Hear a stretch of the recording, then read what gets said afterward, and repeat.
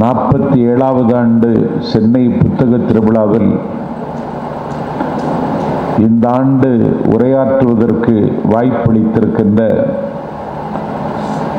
பப்பாசியினுடைய நிர்வாகிகளை தலையால் வணங்குகிறேன், தமிழால் ஆராதிக்கிறேன். சென்னை புத்தக திருவிழா தமிழ்நாட்டில் வாசிக்கிற தளத்தை இன்றைக்கு வலிமையாக்கி தந்திருக்கிறதை அனுபவபூர்வமாக உணர்ந்து விடுகளில் நானும் ஒருவர். இன்றைக்கு சென்னை புத்தக திருவிழா மாவட்ட தலைநகர்கள் தோறும் புத்தக திருவிழா நடத்துகிற அளவுக்கு விரிவடைந்து ஒரு தாலுகா தலைநகரத்தில் கூட புத்தக திருவிழாவை நடத்த முடியும் என்கிற அளவிற்கு புத்தக திருவிழா தமிழ்நாட்டின் 8 திசைகளிலும் இன்றைக்கு தன்னுடைய சிறகுகளை விரித்திருக்கிறது. அந்த மகத்தான மாயத்தை செய்தது சென்னை புத்தக திருவிழா என்பதை நன்றி உள்ள தமிழர்கள் ஒரு நாளும் மறக்க மாட்டார்கள். இதற்கு வடிவம் தருகின்ற பப்பாசியினுடைய நிர்வாகிகளை எவ்வளவு வணங்கினாலும் தகும். ஏனென்றால் கற்றிலன் ஆயினும் கேட்க என்றான் வான்புகழ் வள்ளுவன். இன்றைக்கு தமிழர்கள் வாசிப்பதற்கும் தயாரில்லை, யோசிப்பதற்கும் தயாரில்லை. வாசிக்கவும் யோசிக்கவும் தயாராக இல்லாத ஒரு தலைமுறை இன்றைக்கு அன்னை தமிழகத்தில் அறிந்து விட்டது. கையில் வைத்திருக்கக்கூடிய ஒரு ஆண்ட்ராய்டு போனை வைத்துக்கொண்டு எல்லாம் கிடைத்தது மாதிரி ஒரு பூரிப்பில், ஒரு புலகாங்கிதத்தில் பூத்து வருகிற தலைமுறை புதைந்து கொண்டிருக்கிறது என்பதுதான் கசப்பாக இருந்தாலும் உண்மை. இதை மடை மாற்றம் செய்து தீர வேண்டிய வரலாற்று கடமை ஒவ்வொரு மானமுள்ள தமிழர்களுக்கும் இருக்கிறது. அந்த வரலாற்று கடமைக்கு முகம் தருகிற கடமையைத்தான் புத்தக திருவிழாக்கள் இன்றைக்கு சத்தமில்லாமல் அரங்கேற்றி கொண்டிருக்கின்றன. ஆகவே பள்ளிகளில், கல்லூரிகளில், கற்றறிந்தவர்களின் மன்றங்களில், பல்கலைக்கழகத்தின் அரங்குகளில், பட்டினக்கரைகளில், பாமரர்கள் வாழுகிற கண்விழிக்காத கிராமத்தில் உரையாற்றுகிற நாஞ்சில் சம்பத் என்கிற நான் எங்கே பேச வாய்ப்பு கிடைத்தாலும் கிடைக்காவிட்டாலும் புத்தக திருவிழாவில் கிடைக்கிற வாய்ப்பு பொன்னான வாய்ப்பு என்று கருதி இந்த வாய்ப்பை நான் மறுதலிப்பதில்லை.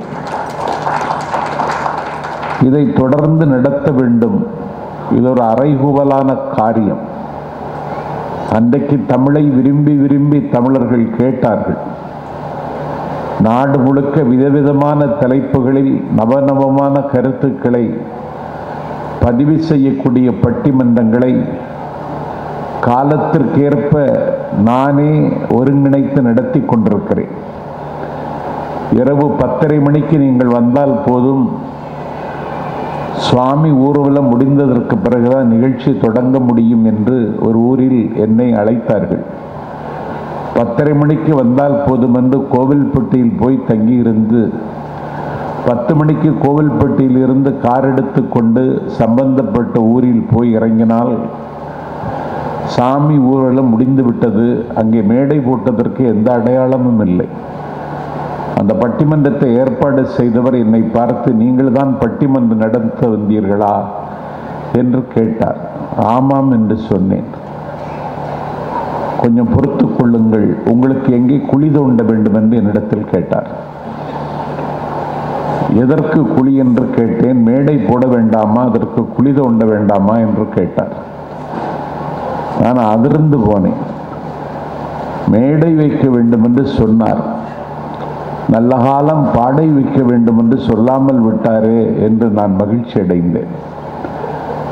ஆகவே 10:30 மணிக்கு மேடை போட்டு அதற்கு பிறகு நடுநீசி கடந்தும் நிகழ்ச்சிகளை நடத்துகிற அந்த கலாச்சாரம் இன்றைக்கு கல்லறைக்குள் போய்விட்டது. ஆனாலும் இதை தொடர்ந்து நாம் நடத்தி ஆக வேண்டும். சிக்கந்தர் மாமா அவர்கள் சொன்னார்கள், இந்த தொடர்பு அறுந்துவிடக்கூடாது, தொடர்ந்து நடத்த வேண்டும் என்று. வறண்டு கிடக்கிற நிலத்தில் ஒருவன் உழுது கொண்டே இருந்தான். வறண்டு கிடக்கிற நிலம், ஈரம் கூட இல்லை. ஒரு 12 ஆண்டு காலம் மழை பெய்யக்கூடாது என்று சிவபெருமான் சபித்து விட்டான். அதனாலே 12 ஆண்டு காலம் மழை பெய்யவில்லை. வானத்து பறவைகள் சூரியன் கதிர்விட்டு செத்து கீழே விழுகின்றன. கால்நடைகள் திடீர் என்று காலமாகிவிட்டன என்ற செய்தி வருகிறது. ஒரு குடம் தண்ணீருக்கு இடையில் குடமேந்தி நடையில் நடம் நல்கி ஒரு தாய் 12 கிலோமீட்டர் ஒரு குடம் தண்ணீருக்கு பயணிக்கிறாள். அவ்வளவு பெரிய கடுமையான வறட்சி. அந்த வறட்சியிலும் ஒருவன் ஒரு வறண்ட நிலத்தில் உழுது கொண்டிருக்கிறான். 12 ஆண்டு காலம் மழை பொழியாது என்பது இவனுக்கு தெரியவில்லையா? இவன் தொலைக்காட்சியை பார்ப்பதில்லையா? இவன் பத்திரிகை படிப்பதில்லையா?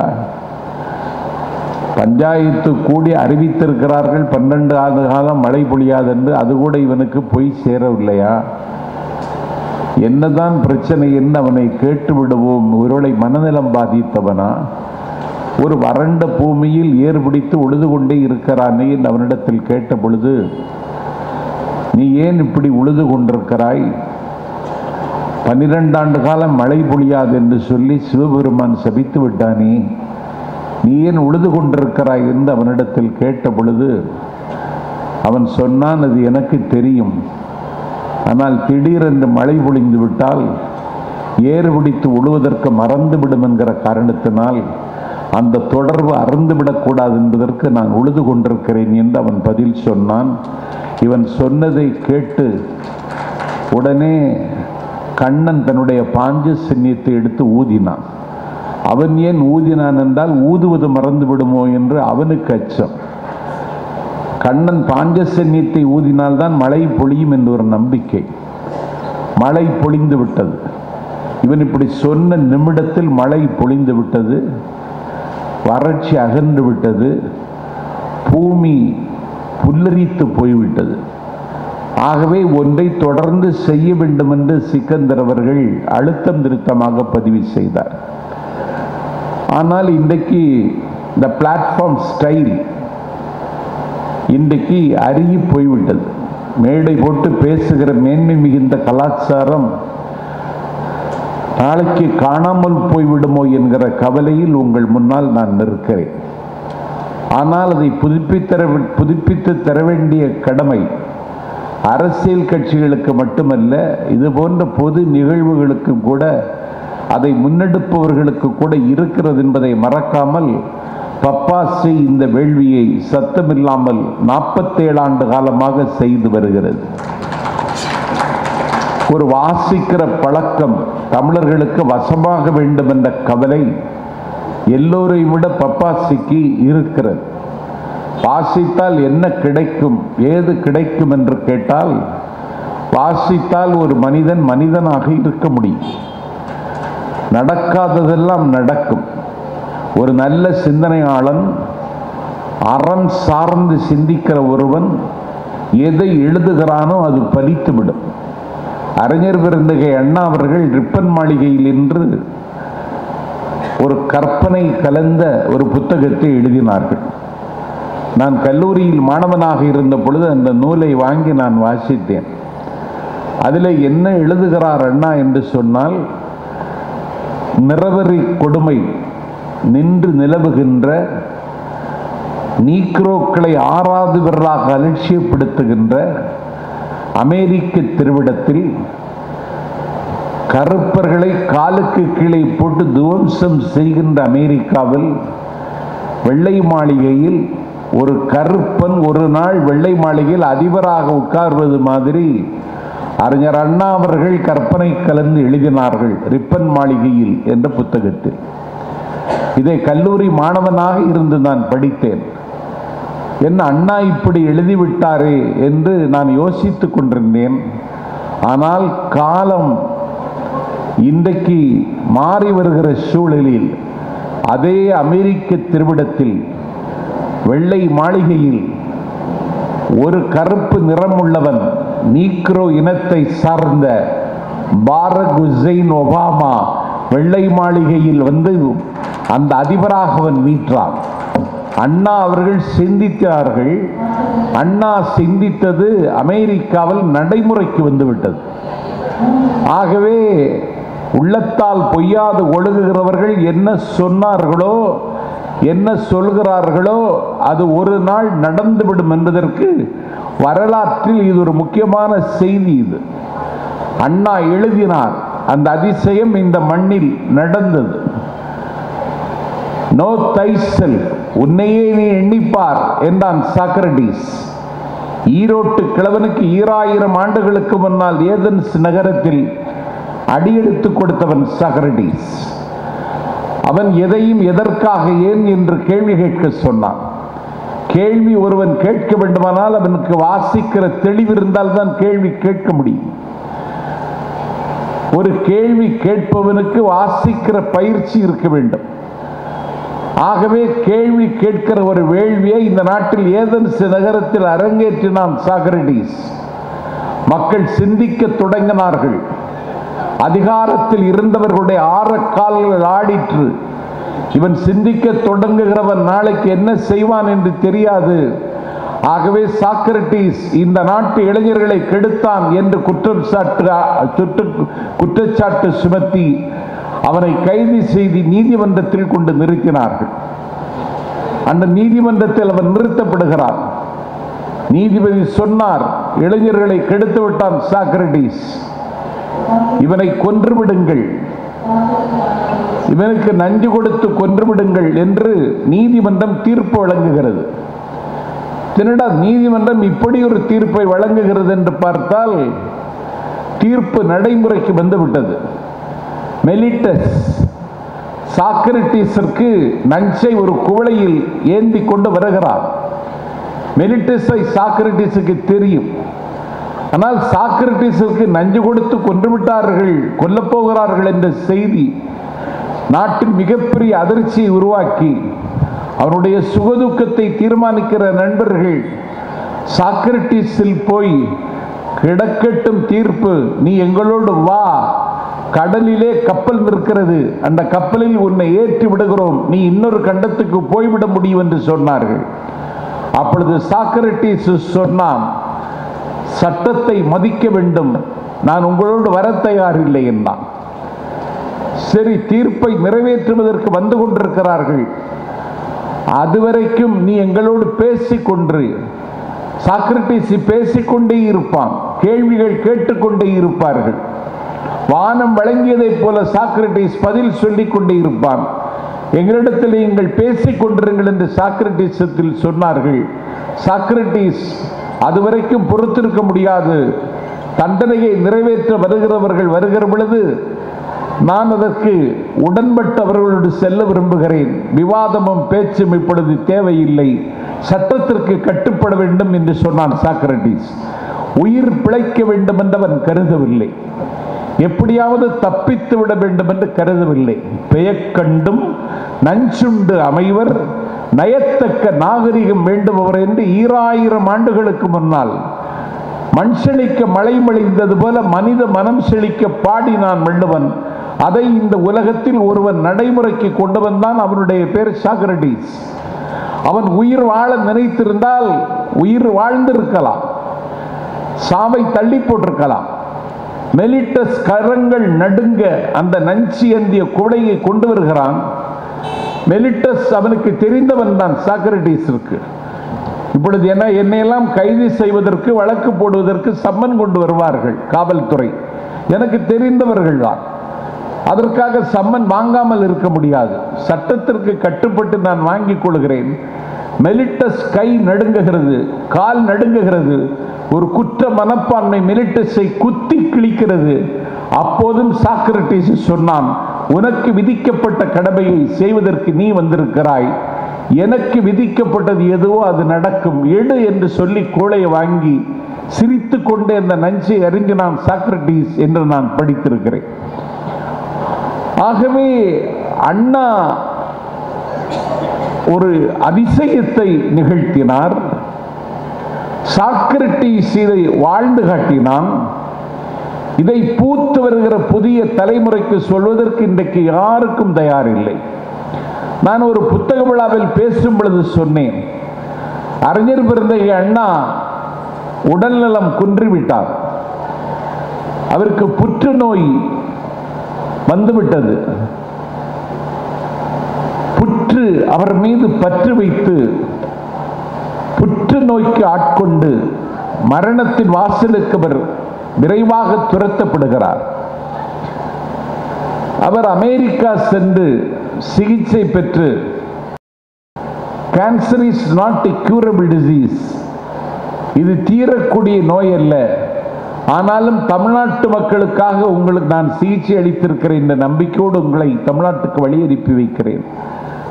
நான் சொல்லுவதை நீங்கள் பின்பற்றினால் தமிழ்நாட்டு மக்களுக்கு நீங்கள் தொடர்ந்து தொண்டாற்ற முடியும் என்று மில்லர் அவர்கள் அண்ணாவை அனுப்பி வைத்தார். அண்ணாவுக்கு மீண்டும் தொண்டையில் புற்று, சென்னை அரசு மருத்துவமனையில் அனுமதிக்கப்பட்டார்.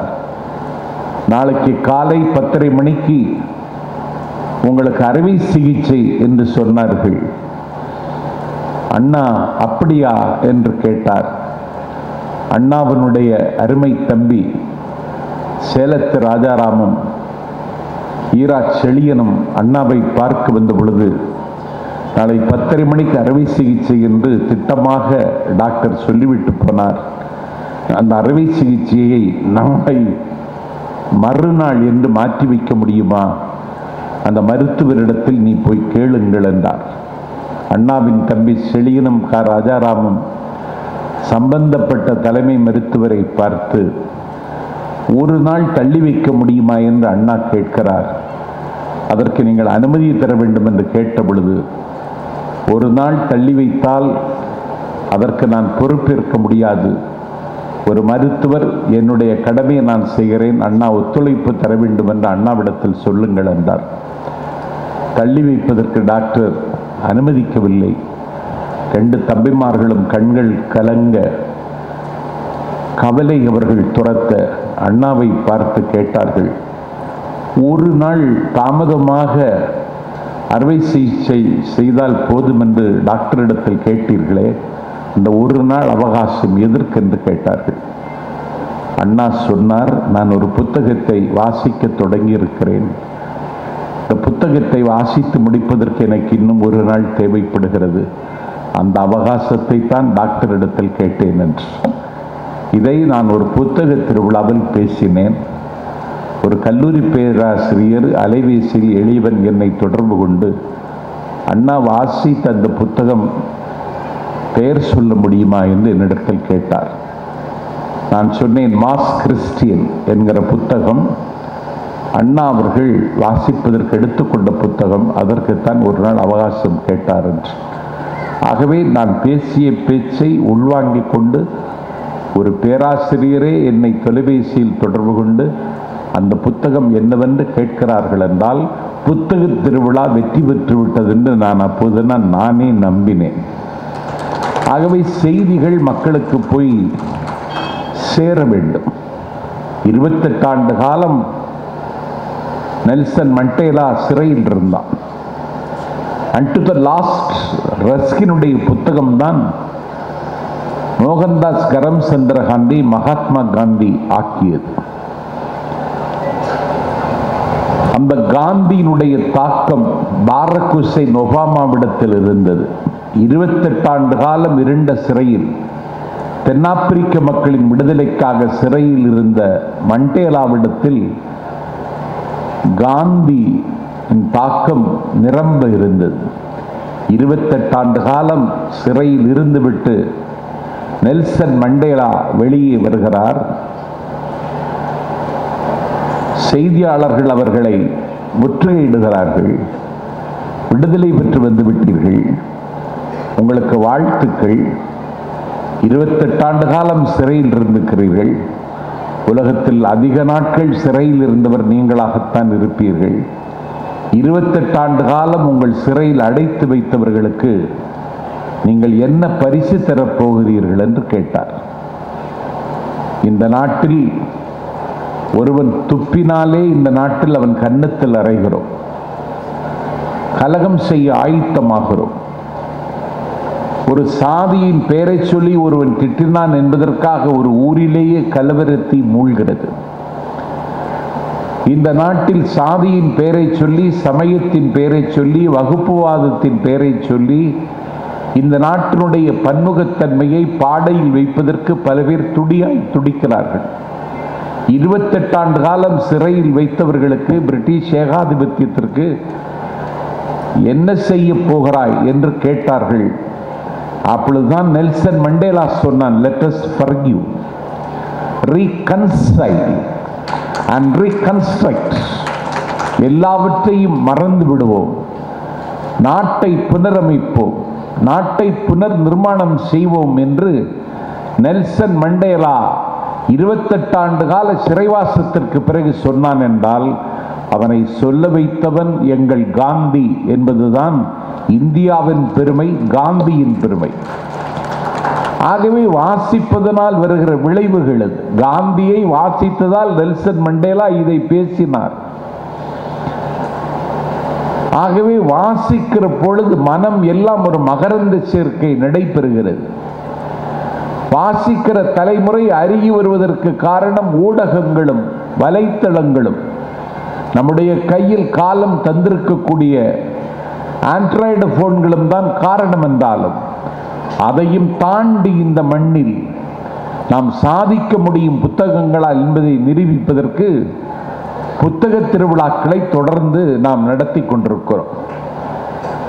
எனக்கு சென்ற தடவை நான் இங்கே வந்த பொழுது எனக்கு மெய்ப்பொருள் என்ற ஒரு தலைப்பு தந்தார்கள். அப்படி ஒரு பொருள் இருப்பதாகவே எனக்கு தெரியவில்லை. நான் பப்பாசி முருகனிடத்தில் கேட்டேன், இல்லாத பொருளை தலைப்பாக தந்திருக்கிறீர்களே, என் மீது உங்களுக்கு ஏதாவது கோபமா என்று கேட்டேன். இன்றைக்கு 10ல் 1 என்று தலைப்பு தந்திருக்கிறார். 10 பேராவது வருவார்களா என்ற நம்பிக்கையில் தந்தீர்களா என்று கேட்டேன். சொல்லுங்கள். இன்றைக்கு தினமணி நாளேட்டை படித்துவிட்டு ஒரு நண்பன் 10ல் 1 என்று பேசப் போகிறீர்கள், 10ல் 1 என்றால் என்ன, தசாவதாரத்தில் ஒரு அவதாரத்தை பற்றி பேசப் போகிறீர்களா என்று கேட்டார். 10 தலை ராவணனுடைய ஒரு தலையை பற்றி பேசப் போகிறீர்களா என்று கேட்டார். நான் சொன்னேன், இல்லை, என்ன பேசுவது என்பதை புத்தக திருவிழா அவருக்கு வாருங்கள் என்று சொன்னேன். அவர் வந்திருக்கிறார். 10ல் 1 என்றால் வேறொன்றும் இல்லை. இந்த புத்தக திருவிழாவை தம்பி உதயநிதி ஸ்டாலின் தொடங்கி வைத்த அன்றைக்கு முதலமைச்சர் கொடுத்து அனுப்பிய வாழ்த்தை அவர் இங்கே வாசித்தார். அதிலே முதலமைச்சர் சொன்னார், இனிமேல் இந்த தமிழ்நாட்டில் ஒரு இலக்கிய மறுமலர்ச்சி ஏற்பட வேண்டும், அதற்கு புத்தக திருவிழாக்கள் பயன்படும் என்று நான் நம்புகிறேன் என்று அன்றைக்கு வாழ்த்து செய்தியில் அனுப்பியிருந்தார்.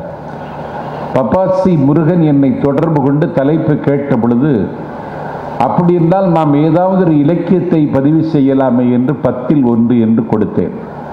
10ல் 1 என்றால் 10 பாட்டில் ஒரு பாட்டு.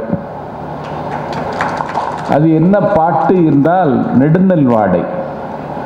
நெடுநல் வாடை என்பது 10 பாட்டில் 7வது பாட்டு. ஆசிரியர் யார் என்றால் மதுரை கணக்காயினார் மகன் நக்கீரனார். நக்கீரன் யார் என்றால் நெற்றிக்கண்ணை காட்டினாலும் குற்றம் குற்றமை என்று சிவனிடத்தில் சினந்து பேசியவன். நக்கீரன் யார் என்று சொன்னால் உண்மையை உறக்க சொல்லி, அதனால் இந்த நாட்டில் அடக்குமுறை வந்தாலும் அஞ்ச மாட்டேன் என்று அன்றைக்கே மூறி முழங்கியவன். அந்த நக்கீரன் தான் 10 பாட்டில் முதல் பாட்டு திருமுருகாற்றுப்படை. வழியெல்லாம் நடைந்து களைத்து போய் இதயத்தில் ஒரு வெறுமையும் வறுமையும் சூழ்ந்த காலகட்டத்தில் இனி என்ன செய்யலாம் என்று சொன்ன பொழுது, முருகனை நம்புங்கள் என்று முருகனத்திடத்தில் ஆற்றுப்படுத்துவதற்கு ஆற்றுப்படை இலக்கியத்திற்கு அகரம் எழுதியவன் நக்கீரன். உலகம் உவப்ப வலன் ஏர்பு திரிதறி என்று உலகம் என்று தொடங்கியவன். தமிழர்கள் எல்லோரும் உலகம் என்றுதான் சிந்தித்திருக்கிறார்கள். உலகலாம் என்றுதான் சிவபெருமான் அடியெடுத்து கொடுத்தான். உலகலாம் உணர்ந்து ஓதற்கரியவன் நிலவுலாவிய நீர்மலி வேணியன் அலையில் சோதிய நம்பலத்தாடுவான் மலர்ச்சிலம்படி வாழ்த்தி வணங்குவாம் என்று பாடுகிறார் சேக்கிழார். உலகம் யாவையும் தாமுல ஆக்கலும் நிலைவிருத்தலும் நீக்கலும் நீங்களா அழகிலா விளையாட்டுடைய யார் அவர் தலைவர் அன்னவர்க்கே சரண் நாங்களே என்று பாடுகிறான் கம்பன். நக்கீரர் உலகம் உவப்ப வலன் ஏர்வு திரி தரு என்று சொல்லி உலகம் என்று சொல்லி தொடங்குகிறார். அந்த நக்கீரர் திருமுருகாற்றுப்படை 10 பாட்டில் முதல் பாட்டு அவர்தான் தந்தார். இந்த 7வது பாட்டையும் அவர்தான் தந்தார். இந்த நக்கீரர் தான் அகநானூற்றில் 17 பாடல்கள் எழுதியிருக்கிறார். இந்த நக்கீரர் நலம் செய்யும் நற்றிணையில் 7 பாட்டுக்கள் பாடியிருக்கிறார். இந்த நக்கீரர் வள்ளுவனை ஆராதிக்கின்ற திருவள்ளுவ மாலையில் ஒரு பாட்டு பாடியிருக்கிறார். இறையனார் களவியலுக்கு உரை தந்தவர் இந்த நக்கீரர் தான். இந்த நக்கீரர் தான் நெடுநல் வாடை என்கிற 7வது பாட்டை 10 பாட்டில் நமக்கு தந்திருக்கிறார். அதென்ன 10ல் 1 நெடுநல் வாடையை தேர்ந்தெடுத்தாய் என்று கேட்டால் இது குளிர்காலம். அதனாலே நான் நெடுநல் வாடையை தேர்ந்தெடுத்தேன். குளிர்காலம், அதை கூதிர்காலம் என்று சங்க இலக்கிய மொழியில் சொல்வார்கள். அந்த குளிர்காலத்தில் அரசமாதேவி கட்டிலில் வீற்றிருக்கிறாள். குளிர் வாட்டுகிறது, கொத்தி தின்னுகிற குளிர் என்று சொன்னான் பாரதி. அப்படி ஒரு குளிர்காலம். அரசமாதேவி அந்தப்புரத்தில் உட்கார்ந்திருக்கின்றாள். அரசமாதேவியை அந்த நேரத்தில் அவள் அருகில் இருக்க வேண்டிய மணிமுடி தரித்த மாமன்னன் நெடுஞ்செழியன் அவன் போர்க்களத்தில் பாசறையில் உட்கார்ந்திருக்கிறான். ஆகவே ஒரு நெடுநல் வாடை, ஒரு நெடிய இரவு முழுவதும் அந்த கூதிர்காலத்தில் அந்தப்புரத்தில் பக்கத்தில் மன்னன் இல்லாமல் அந்த வாடை காற்றை அனுபவித்துக் கொண்டிருக்கிறாள் பாண்டியனுடைய மனைவி. ஆனால் மனைவி இப்படி வருத்தப்படுகிறாளே, என்னை நினைந்து ஏங்குவாளே என்கிற ஏக்கமோ எண்ணமோ இல்லாமல் அந்த குளிர்காலத்தில், அந்த கூதிர்காலத்தில் மாமன்னன் பகை நாட்டின் மீது படையெடுத்து பகைவர்களை வென்று விழுப்பெண்களை பெற்ற வீரர்கள் அணிவகுத்து நிற்க அவர்கள் ஒவ்வொருவரையும் அந்த பாசறையில் போய் சந்தித்து அவர்களுக்கு அவன் பாராட்டு நல்கி கொண்டிருக்கிறான் மன்னன். வாடை காற்று வீசிக்கொண்டிருக்கிற காலகட்டத்தில் அந்தப்புரத்தில் மகாராணி மன்னன் அருகில் இல்லை என்று ஏக்கத்தோடு இருக்கிறாள். அருகில் இருக்க வேண்டிய மன்னன் அரசமாதேவியை மறந்துவிட்டு பாசறையில் தன்னுடைய நாட்டின் மானம் காக்க போராடியவர்களோடு அவன் கைகுலுக்கி கொண்டிருக்கிறான். ஆகவே வாடை காற்றுதான் பாண்டிமாதேவிக்கு அது நெடிய வாடையை தந்தது.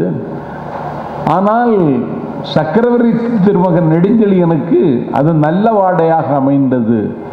ஆகவே நெடுநல் வாடை என்று இந்த நூலுக்கு பெயர் சூட்டி இருக்கின்றார் நக்கீரர். பருவம் தவறாமல் உரிய காலத்தில் பெய்ய வேண்டிய மழை தரு மேகங்கள் தாங்கள் கிடந்த மலை பகுதியை வலமாக சூழ்ந்து மேல் எழுகின்றன.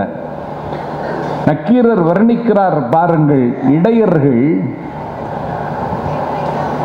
மேய்ச்சல் தொழிலை கொண்டவர்கள், பசு ஆடு மாடு எருமை முதலியவற்றை மேய்ப்பதற்காக கொண்டு வந்தவர்கள் தங்கள் கைகளில் இருக்கக்கூடிய அந்த கோல்களை வைத்து அசைத்து கொண்டே இருக்கிறார்கள். குளிர் தாங்க முடியாமல் அவர்கள் அசைக்கிற அசைப்பில் ஒரு இதம் அவர்களுக்கு வந்து துணை நிற்கிறது. அந்த குளிர்காலத்தில் ஆடுகளும் மாடுகளும் வெள்ளத்தில் நனைந்து விட்ட சூழலில் அதை காப்பாற்ற வேண்டும், மழையில் இருந்து காப்பாற்ற வேண்டும் என்று கருதி அந்த மேய்ச்சலை செய்கின்ற இடையர்கள் அதை மேட்டு பகுதிக்கு அந்த அழைத்து கொண்டு வருகிறார்கள். ஆட்டையும் மாட்டை ஒரு புதிய நிலப்பகுதிக்கு குடிபெயர்ந்து விட்டது போல் ஒரு அந்நியத்தை உணர்கிற அவர்கள் எதையோ இழந்துவிட்ட ஒரு சோகத்தில் அவர்கள் தத்தளிக்கிறார்கள். அந்த சோகத்தை நக்கீரன் பதிவு செய்கிறான். அந்த ஆடுகளும் அந்த மாடுகளும் அந்த குளிரை தாங்கிக் கொள்ளாமல் தவித்ததை மேட்டு பகுதிக்கு கொண்டு வந்து அந்த மேய்ச்சல்காரர்கள் காப்பாற்றுகிறார்கள். மிலேச்சர் மிலேச்சர் என்று சொல்லுவார்கள். இந்த வார்த்தையை அதிகம் பயன்படுத்தியவன் எனக்கு தெரிந்து நான் குருநாதராக மதிக்கின்ற அண்ணன் வார்த்தை சித்தர் வலம்புரிதான். இந்த மிலேச்சர்கள் என்றால் யார் என்றால் எந்த பொறுப்புணர்ச்சியும் இல்லாமல் வேடிக்கை மனிதனாக வாழ்க்கையை கடத்துகிறவர்களுக்கு மிலேச்சர்கள் என்று பெயர். தலையில் ஒரு துண்டை கட்டிக்கொண்டு தடித்த தோலுடன் வண்டுகள் மொய்த்து கிடக்கின்ற கல்லை மாந்தி நன்றாக குடித்துவிட்டு பட்ட பகல் இரவு என்று பாராமல் தெருக்களில் ஆங்காங்கே சுற்றுவதும் ஆரவாரம் செய்வதும் மிலேச்சர்களுடைய வேலை. அந்த மிலேச்சர்கள் மழை பொழிகிறது, வாடைக்காற்று வீசுகிறது என்று அவர்கள் அதை பொருட்படுத்தவில்லை. அந்த வாடைக்காற்றை அனுபவித்துக் கொண்டே தோளில் கிடக்கிற துண்டை மேலும் கீழுமாக அசைத்து பார்த்து அந்த வாடைக்காற்றை அவர்கள் அனுபவித்து மகிழ்கிறார்கள். இன்னொரு பக்கத்தில் மகாராணி அந்தப்புரத்தில் இருக்கிறாள். அவள் ஒப்பனையை மறந்தாள். நெற்றியிலே திலகமிடுவதற்கு மறந்தாள். விதவிதமான அணிகளை அன்றாடம் அணிந்து காட்சியளிக்கின்ற மகாராணி நகைகளை துறந்தாள். ஒரு சோகம் அவளை கப்பிக்கொண்டு விட்டது. அவருடைய தோழிகள் மகாராணியை அணுகி அவருடைய கால் கையை நீவி தடவி ஒரு நல்ல நாளில் மன்னன் வந்து விடுவான் என்று அவர்களுக்கு ஆறுதல் சொல்லுகிறார்கள். ஆனால் மன்னன் திரும்பி வருவான் என்கிற நம்பிக்கை அந்தப்புரத்தில் இருக்கின்ற பாண்டிமாதேவிக்கு வரவில்லை. அவள் அழுது கொண்டும் ஏங்கிக் கொண்டும் இருந்து கொண்டே இருக்கிறாள். கூதிர் காலத்தில் குரங்குகள் எல்லாம் குறுகி போய்விட்டன. வானத்து பறவைகள் பறக்க முடியாமல் தத்தளிக்கின்றன. எங்கே பார்த்தாலும் மக்களினுடைய நடமாட்டம் இல்லாமல் சாலைகள் வெறிச்சோடி கிடக்கின்றன. ஆறு கிடந்தன்ன அகண்ட நெடுஞ்சாலையில் ஒரு ஆறு போல் பறந்து விரிந்திருக்கின்ற அகண்ட சாலையில் ஆள் நடமாட்டமே இல்லை. இந்த குளிர்காலத்தில் இந்த குளிர்காலத்தில் மன்னன் பாண்டிமாதேவியினுடைய பக்கத்தில் இருக்க வேண்டும். இப்படித்தான் சில மன்னர்கள் இருந்திருக்கிறார்கள். எப்பொழுதும் ஒரு புலவன் தன் பக்கத்தில் இருக்க வேண்டும் என்று ஒரு மன்னன் விரும்பினான். ஒரு கார்காலத்தில் நடுநிசையில் நிலா காய்கிற நேரத்தில் புலவன் பக்கத்தில் இருக்கிறான். அவனுடைய மனைவியோ இன்னொரு தேசத்தில் இருந்து அவனோடு வாழ்க்கை நடத்த வந்த மகாராணி. அவளுக்கு அங்கே இடமில்லை. ஒரு புலவர் அந்த இடத்தை ஆக்கிரமித்துக் கொண்டிருக்கிறார். புலவருக்கு ஒரு குற்ற உணர்ச்சி. மகாராணி இருக்க வேண்டிய இடத்தில் நான் இருக்கிறேன், இந்த மன்னனிடத்தில் ஏன் என்று கேள்வி கேட்க முடியாது. ஆனால் நான் இருந்து தொலைக்கிறேன் என்று மகாராணி என் மீது சலிப்பும் வருத்தமும் கொள்ளக்கூடும். இதற்கு என்ன செய்வதென்று தெரியவில்லை என்று சொன்ன பொழுது மன்னன் நிலவை பற்றி ஒரு பாட்டு பாடு என்று அந்த புலவனிடத்தில் சொன்னான். அப்பொழுது புலவன் பாட்டு பாடுகிறான். நிலவை பற்றி வர்ணிக்கிறான். மங்கள மங்கையராய். நிலவிற்கே அது எப்படி இருக்குன்னா மங்கள மங்கை. நெற்றியில் திலகம் வைத்து விதவிதமான அணிகளை அணிந்து புத்தாடை அணிந்து புதுக்கோலம் பூண்டு உற்சாகத்தின் உச்சியில் இருக்கின்ற ஒரு மங்கள மங்கையைப் போல இந்த நிலவு காட்சி தருகிறாள். மங்கள மங்கையராய் மன்னவர் கன்னி. அவள் ஏதோ கூலி தொழில் செய்பவள் அல்ல, அவள் யாசிக்கிறவள் அல்ல, ஒரு மிகப்பெரிய மன்னனுடைய மகள் அவள். குன்று போல செல்வங்களை கொண்டு வந்து மன்னனோடு வாழ வந்தவள்.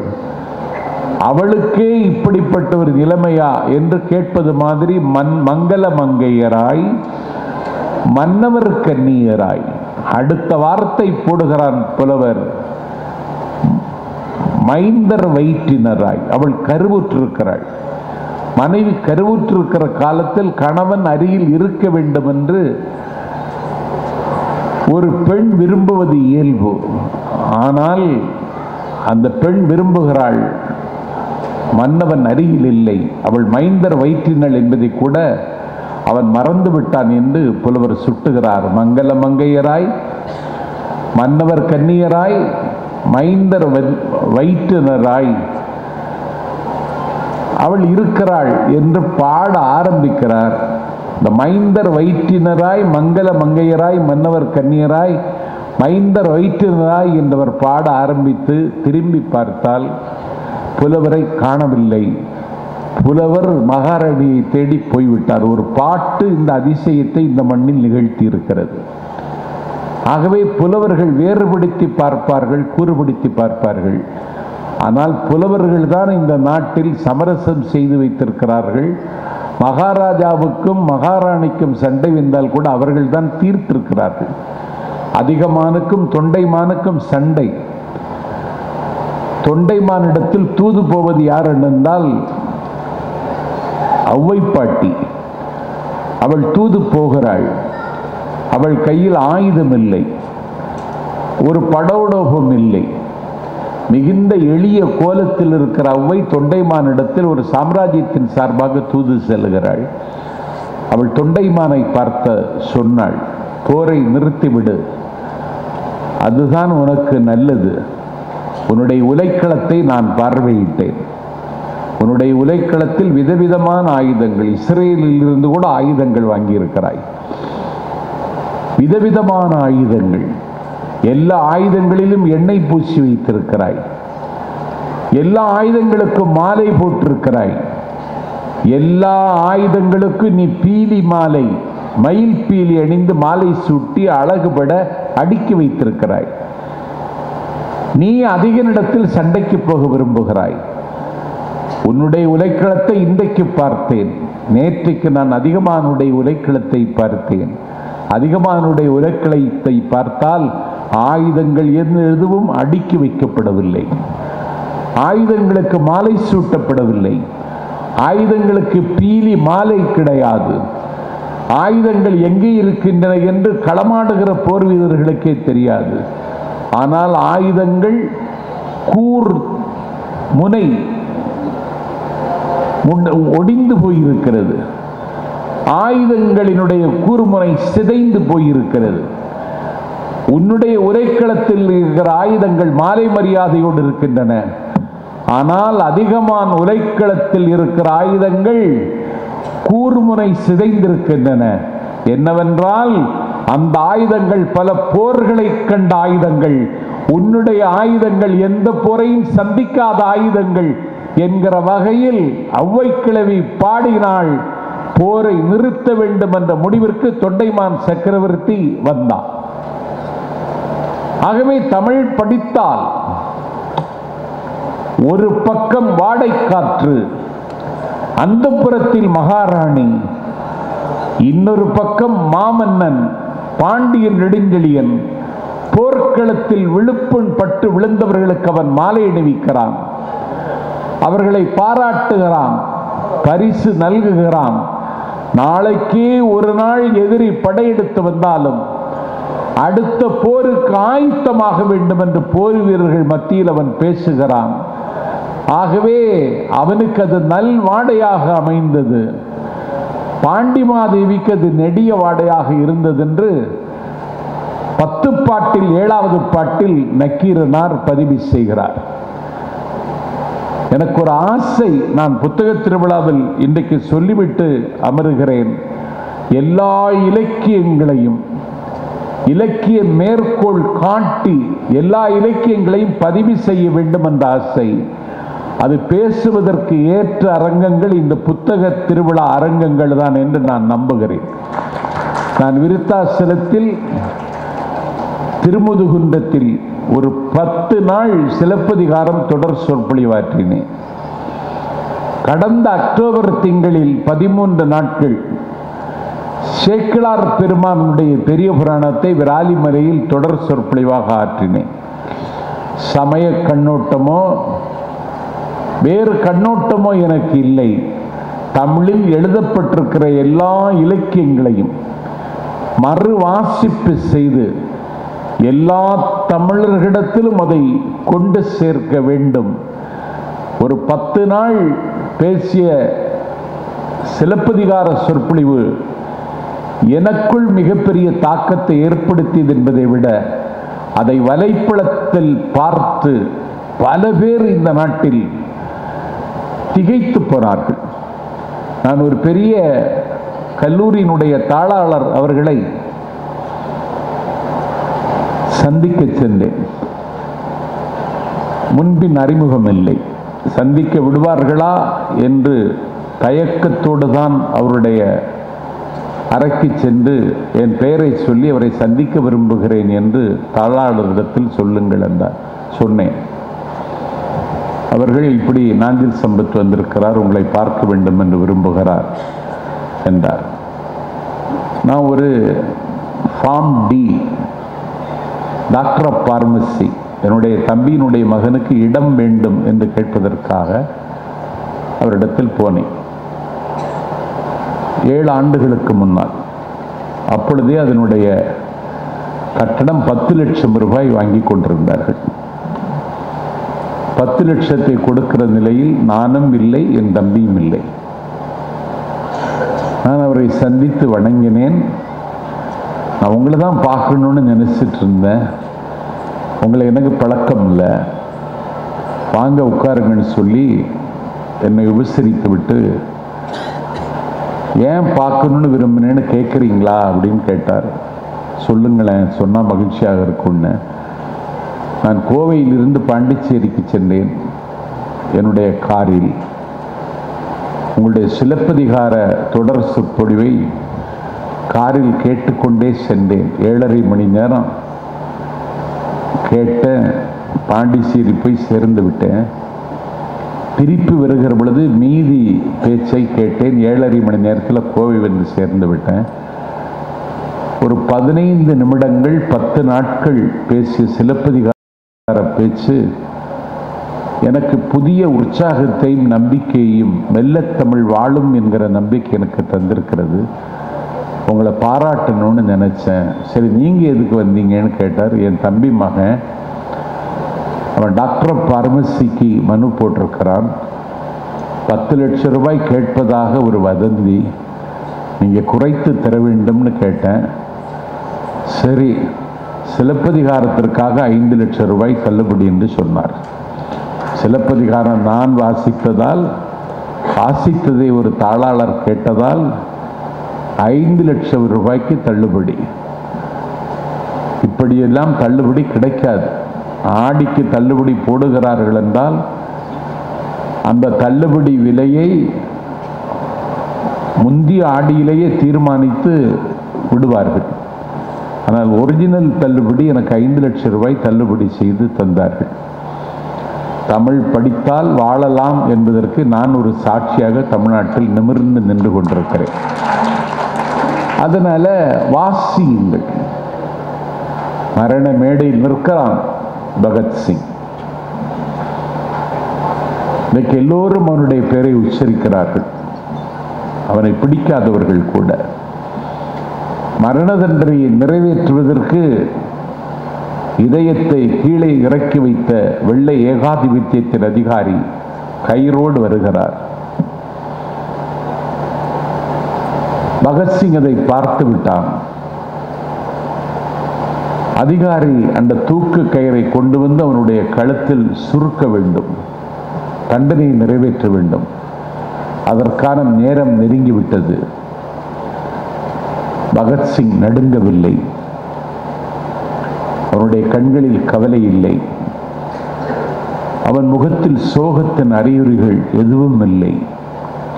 மிகுந்த புன்னகையோடும் நம்பிக்கையோடும் தண்டனையை நிறைவேற்றி வந்த, கொள்ளை குடியுரிக்க வந்த வெள்ளை ஏகாதிபத்தியத்தின் இதயத்தை கீழே இறக்கி வைத்த அந்த காட்டுமிராண்டி அதிகாரியிடம் தண்டனையை நிறைவேற்ற வந்தவன் என்று தெரிந்ததற்கு பிறகு பகத்சிங் சொன்னான், ப்ளீஸ் வெயிட், கொஞ்சம் நில்லுங்கள் என்றான்.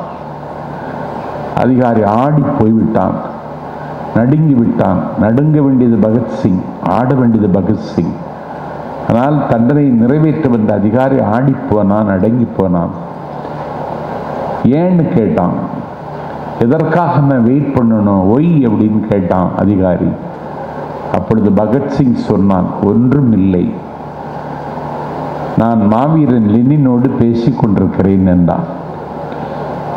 லெனின் தான் இறந்துட்டாரே, எப்படி பேசிட்டு இருப்பான்னு பார்த்தா, அரசும் புரட்சியும் என்ற லெனின் எழுதிய புத்தகத்தை மரண மேடையிலும் பகத்சிங் வாசித்து கொண்டிருந்தான். அவன் வாசித்து கொண்டிருந்ததால் தான் அவன் இன்றைக்கு வாழுகிறான். ஆகவே வாசித்தால் வாழலாம், மக்களின் மனங்கை ஆளலாம் என்பதற்கு பகத்சிங் சாட்சி, சாக்ரட்டிஸ் சாட்சி, நெல்சன் மண்டேலா சாட்சி. இதையெல்லாம் இந்த மண்ணில் பதிவு செய்வதற்கு புத்தக திருவிழாக்கள் ஏதோ ஒரு வகையில் பாதை சமைத்து தருகின்றன. அந்த வரலாற்று கடமையை செய்து தருகின்ற பப்பாசி நிர்வாகிகளை வணங்கி, இந்த குளிர்காலத்தில் இவ்வளவு நேரம் காத்திருந்து என்னுடைய பேச்சை செவிமடுத்த உங்கள் கால் மலரில் என் கண்மலரை வைத்து வணங்கி, அவர்களை அனுமதித்த நேரம் முடிகிற காரணத்தால் என்னுடைய கோலம் முடிகிறது. நன்றி, வணக்கம். இந்த வீடியோ உங்களுக்கு பிடிச்சிருந்தா ப்ளீஸ் லைக் அண்ட் ஷேர் பண்ணுங்க. மறக்காம எங்க சேனலை சப்ஸ்கிரைபும் பண்ணுங்க.